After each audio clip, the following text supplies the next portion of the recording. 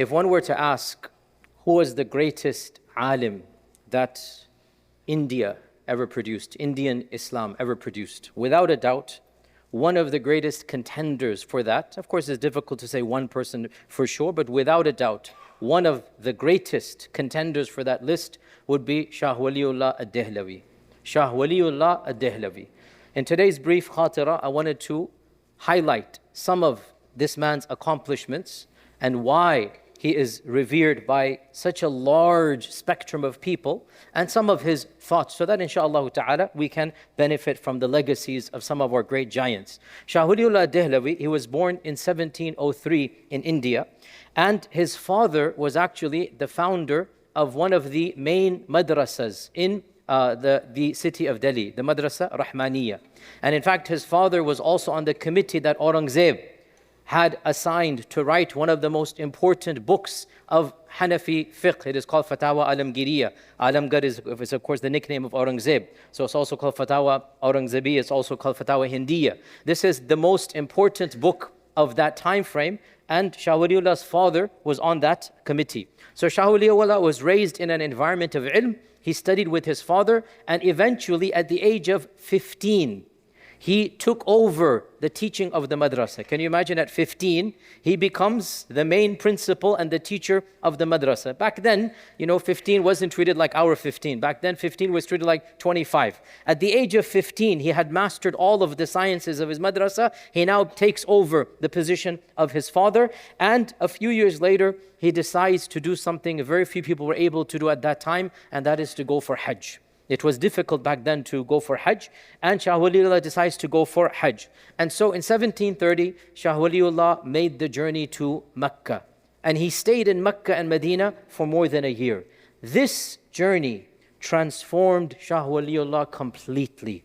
Had he not gone on this journey, he would have just been like any of the other locals. But you see, when you study from different sources, and you learn from different pools of wisdom, different, cisterns of knowledge, what happens is your mind becomes very different.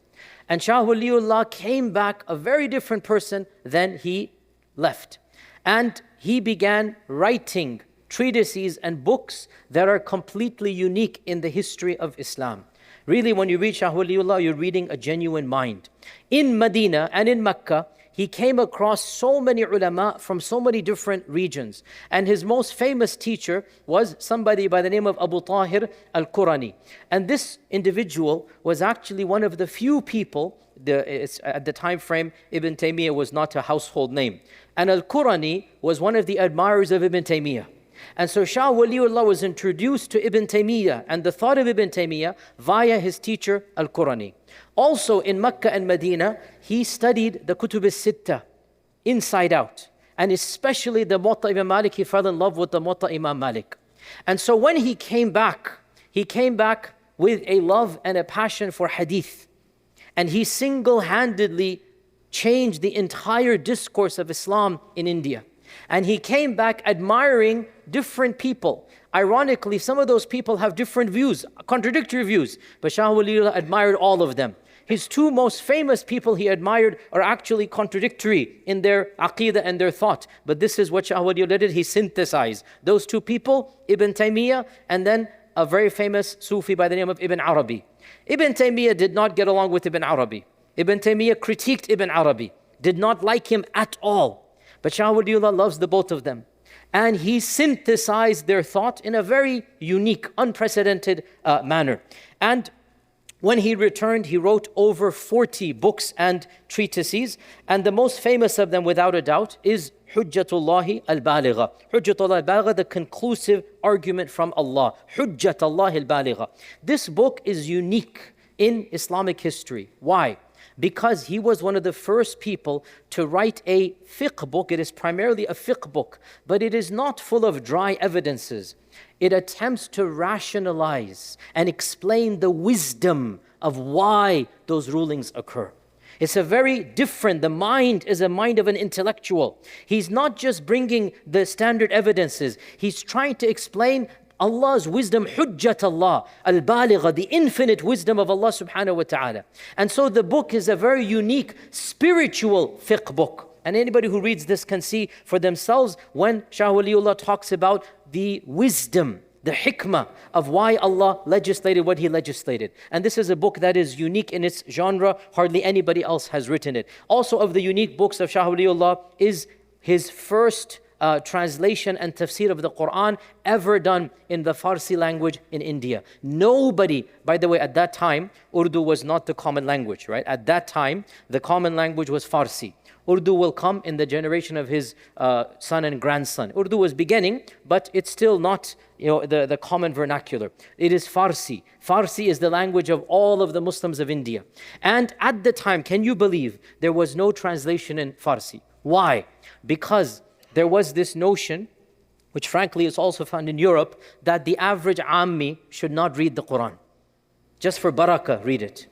You should not read the Quran for hidayah. Leave this to the clergy class. We should have a separate category of people, and only those people should understand the Quran. And the rest of you guys, you just read without understanding.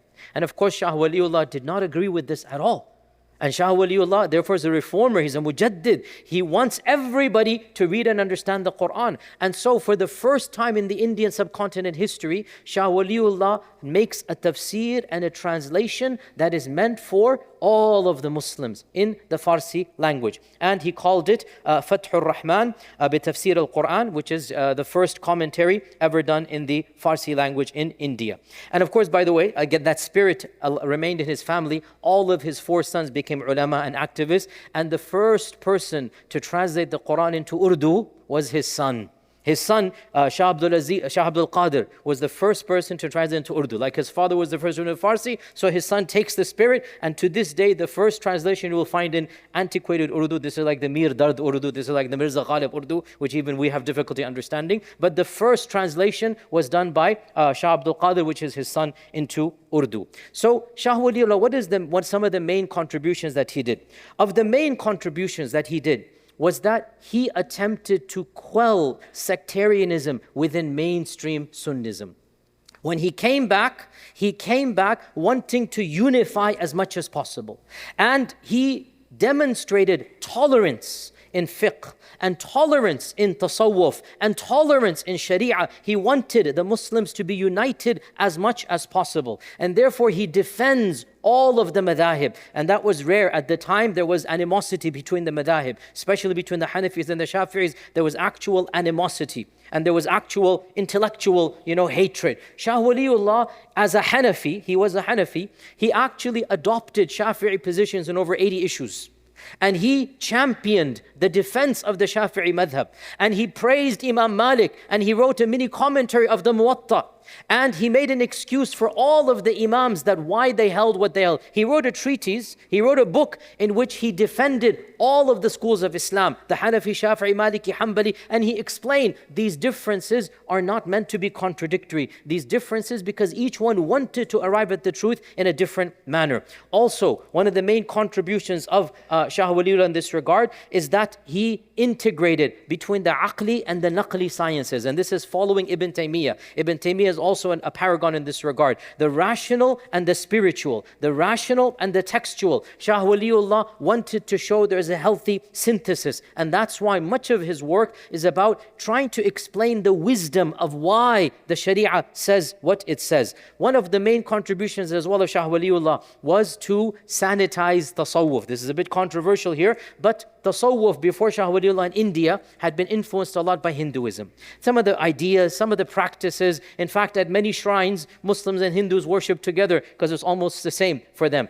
Shah Waliullah comes back from his sojourn in Mecca and he is an advocate of pure tasawwuf. He reformed tasawwuf from before and he brought forth, you cannot have tasawwuf without following Sharia.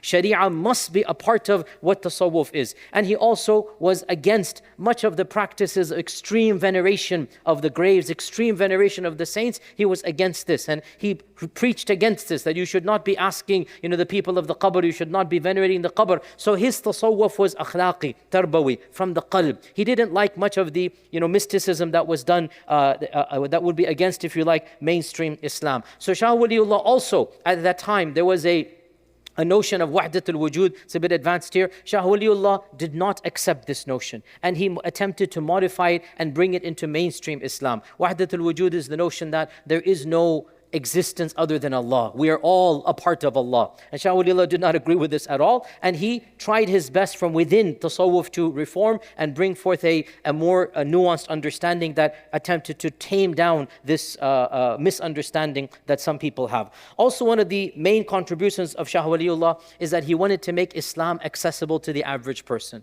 And this he did throughout all of his writings. He did not believe in having an elite class, that the average Muslim should not be aware of the teachings of Islam. And so he wrote in a way and a style, and even many of his books are in Farsi, and many are in Arabic, fluent Farsi, in order so that the average person understands. Also, of the contributions of Shah Waliullah is that as a mujaddid, and without a doubt he is a mujaddid. By mujaddid I mean he's original thinker. There's no question he is not following anybody before him. He comes forth and he is bringing a revivalism of the main issues of Shah Waliullah that India and all Indian movements owe much to, is he single-handedly brought a love of hadith to India.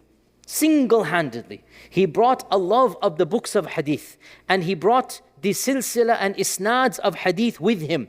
It is factually correct to say that almost every single isnad and ijaza of hadith in that land, it goes through Shah Waliullah Al-Dehlawi. Almost all of the scholars who study the books of hadith in that land, you go back and you will find it goes through Shah Waliullah. I also have a number of ijazat. All of my teachers that studied from anybody in India, whatnot, it all goes through Shah Waliullah. You won't find an isnad, or maybe very difficult to find an isnad that doesn't go through Shah Waliullah. And so Shah Waliullah introduced a love of hadith and the books of hadith into the ummah. Now, one point here, that one thing, we said he tried to unite the ummah, and he did in one aspect. He was a very ardent defender of Sunnism against 12er Shi'ism. And he wrote a number of books critiquing 12er Shi'ism.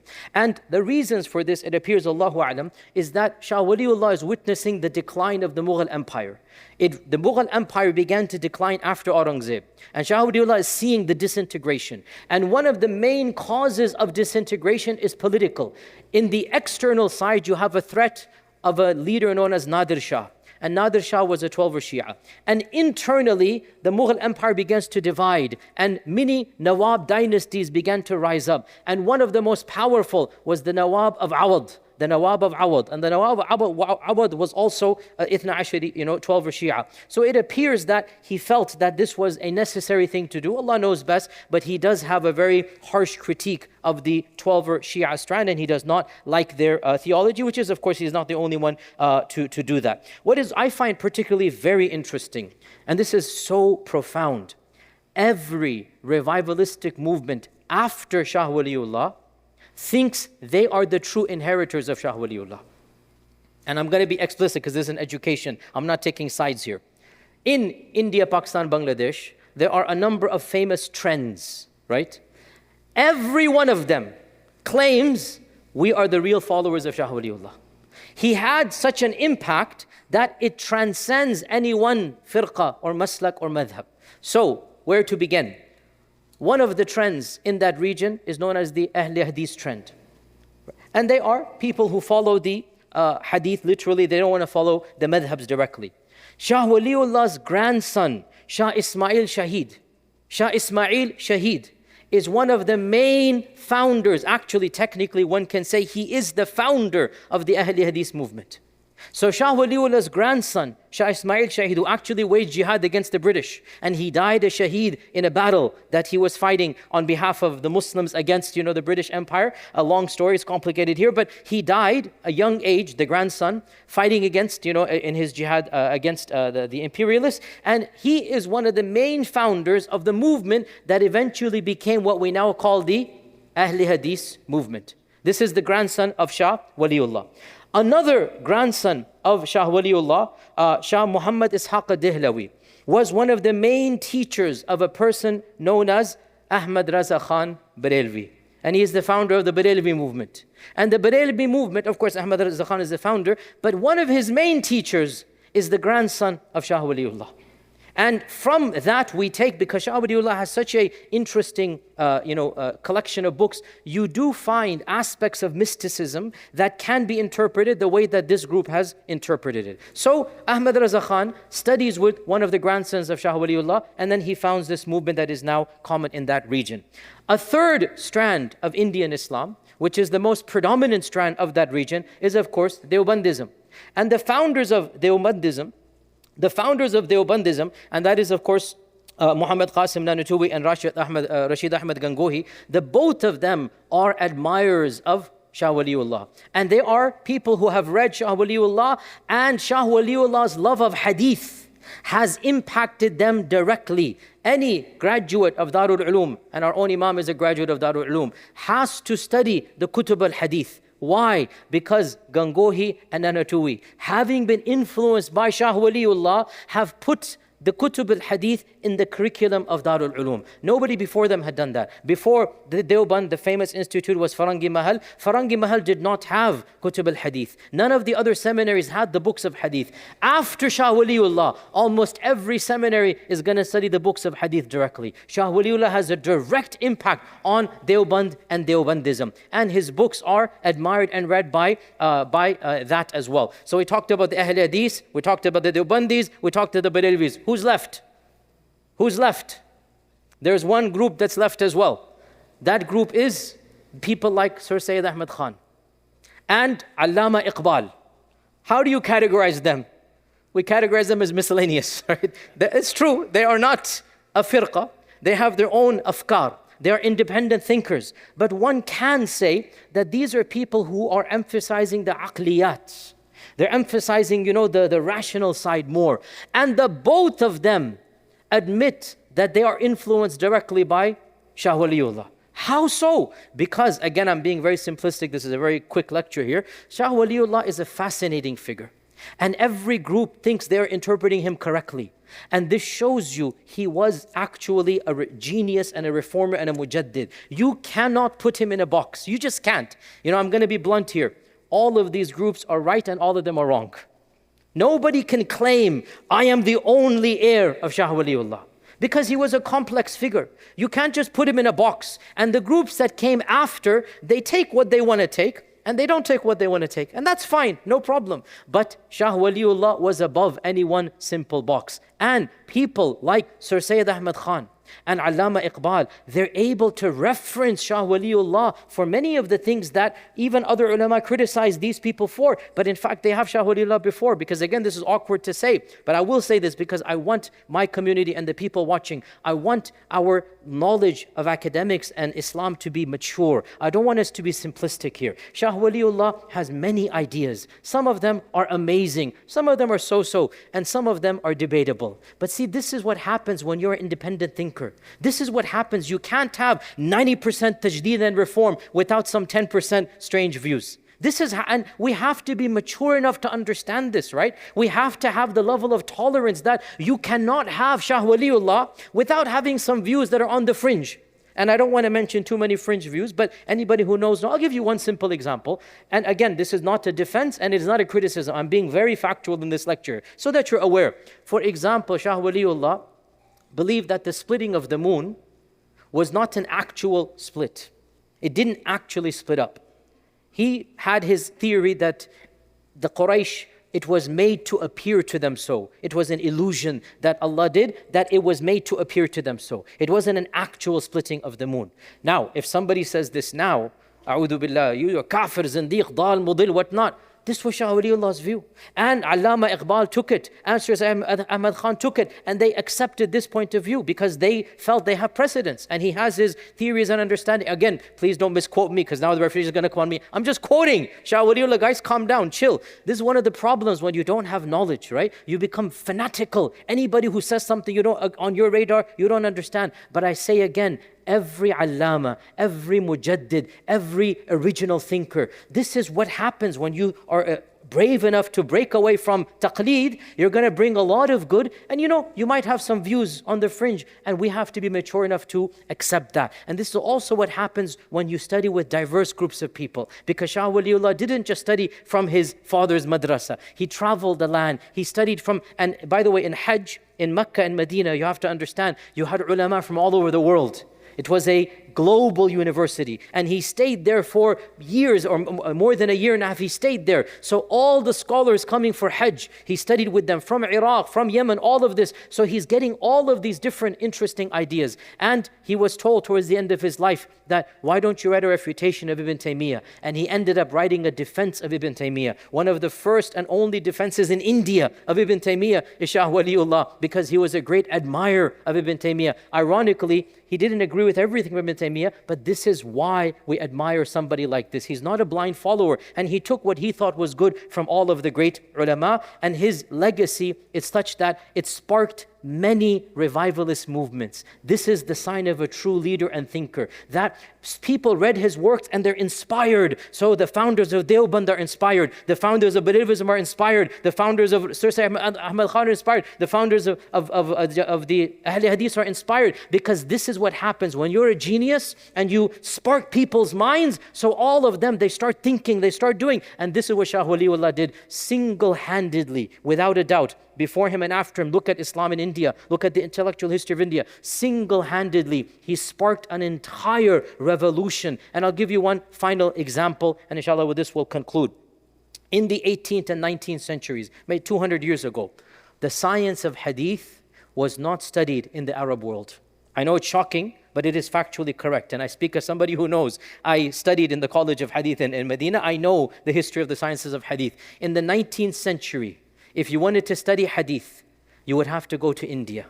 And that is why scholars from Hijaz, scholars from Arabia, some of the followers of Ibn Abdul Wahhab, when they wanted to study hadith, they were sent to India, to Delhi, to the schools of Shah Waliullah and his sons and grandsons. And so scholars from Hijaz and scholars from Yemen and scholars from other lands would travel to India in the 1900s to study the books of hadith. And that's why the majority of isnads of hadith in the world actually today, not all of them, the majority of them, they actually go through India because of Shah Waliullah Al-Dehlawi. So he's not just a mujaddid for Indian Muslims. He really created an entire revolution of Islamic thought, and he impacted the globe directly and indirectly. And he passed away relatively young, in his 50s. In 1762 he passed away, relatively young. And subhanAllah, every one of his sons and grandsons was an alim,